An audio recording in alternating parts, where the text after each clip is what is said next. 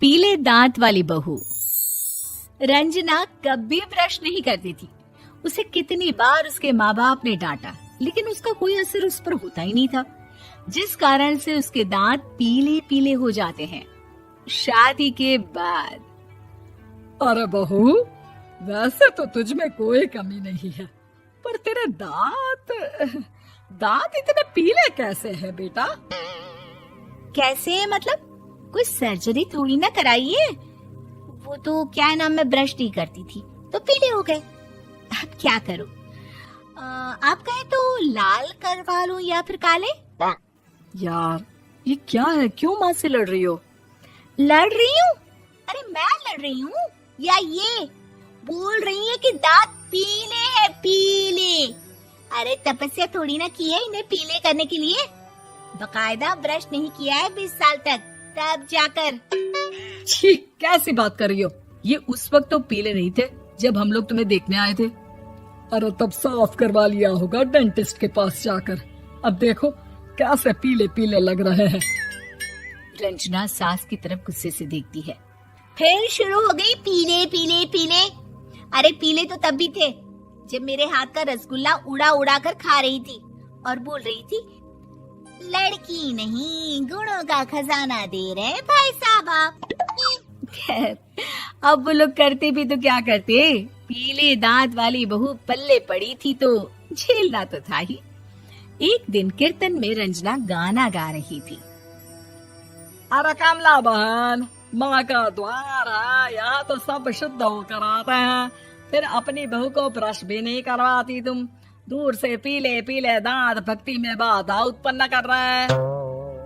अरे कोई 2 साल की बच्ची थोड़ी ना लेकर आई हूँ मैं बहू बनाकर। अच्छी खासी लड़की है, अरे कैसे करवाऊं ब्रश? ये तो उसे खुद करना चाहिए ना। अब माँ बाप तो इसके जैसे तैसे निपटा दिए, ये नहीं सोचा कि सास कैसे संभालेगी। सास बहू को लेकर घर आ जाती है, लेकिन सोच लेती है कि अब इसे लेकर कहीं नहीं जाएगी। अगले रोज बहू कहती है, अरे क्या हो गया, मंदिर नहीं जाना क्या? कीर्तन का वक्त हो रहा है। मेरी मधुर वाणी से कान्हा जी जागते हैं और सोते हैं। आप तो जानती है ना उनकी भक्ति में कितना मन लगता है मेरा।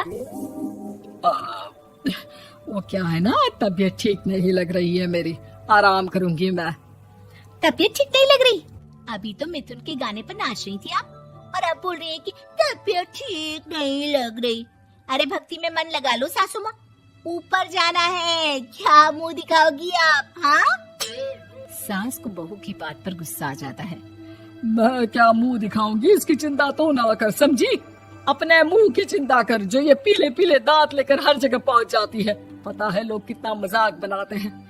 ना जी ना, मैं नहीं जाना कहीं तेरे साथ। तो ये बात है, कोई ना, मत जाओ, मैं अपने कमरे में ही बैठकर भक्ति कर लूंगी। ऊपर वाला दांत थोड़ी ना देखता है, मन देखता है, भावना देखता है। और अरे बस बस, तू सब कुछ दिखा, बस ये सफेद चमकदार दांत ना दिखाना किसी को, है? जा यहाँ से। बहू को सास की बात का कोई फर्क नहीं पड़ता, वो तो जैसी थी वैसी ही रह जाती है। सुबह नहाकर किचन में खाना बनाना, फिर खाना खाना, कीर्तन भजन करना और सो जाना। एक दिन, माँ जी मैं सहेली के घर जा रही हूँ, शाम को लेट आऊंगी। हाँ हाँ तो जाना, मैंने कौन सा तेरी आरती करनी है घर पर बैठकर। रंजना सहेली के घर जाती है, जहाँ वो पार्टी में जाने की तैयारी कर रही होती है। अरे शिखा, कहाँ जाने की तैयारी कर रही है? मैं गलत वक्त पर आ गई क्या? अरे नहीं यार, उल्टा सही वक्त पर आ गया। मैंने ये साड़ी और ज्वेलरी निकाली है यार, शाम को इनके ऑफिस की एक पार्टी में जाना है। बताना कैसा लग रहा है ये सब? नहीं यार, इस ड्रेस के साथ तो वो वाली ज्वेलरी अच्छी लगेगी। हाँ हाँ सही बोल रही है, मैंने ध्यान ही नहीं दिया। वैसे तो हमेशा से मस्त फैशन सेंस रखती है। तो बड़ा जाती होगी ना पति के साथ पार्टी में। रंजना कुछ नहीं बोलती, बस सोचती है कि यार काश ये बात सही हो जाती, पर मैं क्यों नहीं जाती पार्टी में? क्या इन लोगों की कोई पार्टी होती नहीं होगी? रंजना घर आती है और रात में पति से सवाल करती है, एक बात बताइए, आप मुझे किसी पार्टी में क्यों नहीं ले जाते? क्या आपकी यहाँ ऑफिस में पार्टी नहीं होती? पति बेचारा क्या कहता कि दांत पीले हैं तुम्हारे इसलिए। अरे कोई पार्टी होती नहीं हम लोगों के ऑफिस में, तो कहाँ से लेकर जाऊं? और मार्केट, मॉल, कहीं वीकेंड घूमना, कहीं तो। अरे यार, सारे हफ्ते में एक छुट्टी मिलती है, तो सोचता हूँ कि आराम ही कर लूं। क्यों? रंजना मन मार के रह जाती है। पहले कभी सास के साथ मंदिर जाया करती थी, लेकिन वो भी सास ने ले जाना बंद कर दिया। घर बैठी बैठी रंजना बोर हो जाती है। तभी उसे आइडिया आता है और वो मायके जाने का सोचती है। सासू माँ, 2 दिनों के लिए मम्मी के घर जा रही हूँ। अच्छा अच्छा, ठीक है, आराम से जा। और हाँ, माँ से कुछ अच्छी आदत सीख कर आना कि कैसे शरीर के हर भाग की तरह दांतों की सफाई भी जरूरी होती है, समझी? शुरू हो गई ना आप। वो लोग आपकी तरह नहीं है कि छोटी छोटी बात का बतंगड़ बना दे। उन लोगों के लिए मैं मायने रखती हूँ, ना कि मेरे पीले पीले दांत। रंजना माँ को बिना बताए उन लोगों को सरप्राइज देती है, लेकिन जैसे ही वो दरवाजे पर पहुंचती है, अंदर देखती है कि घर वाले कहीं जा रहे होते हैं। अब माँ, काश रंजना दीदी के दांतों वाली प्रॉब्लम नहीं होती, तो वो भी हम लोगों के साथ चलती ना बुआ जी की बेटी की शादी में।